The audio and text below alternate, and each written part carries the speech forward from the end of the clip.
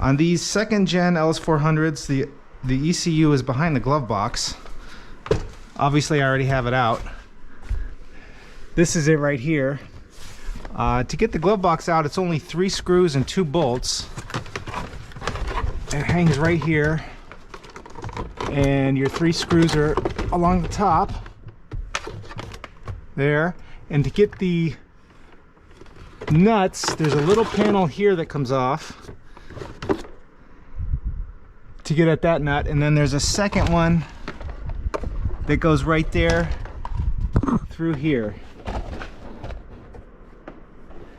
And another good thing Lexus did is this is your cabin air filter right there. Very easy to get at. You don't have to take the whole dash apart. So definitely change that when you have this all apart. And here's what it looks like going into the car. You've got this bracket down here with 2 screws. This one up here with 2 screws. These 2 slots go up top underneath the dash.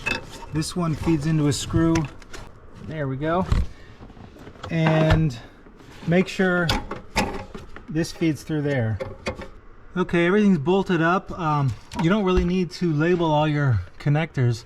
The wiring harness is set up. Everything's just the right length and shape, and some of it's color coded, so it all wants to go right back into where it was.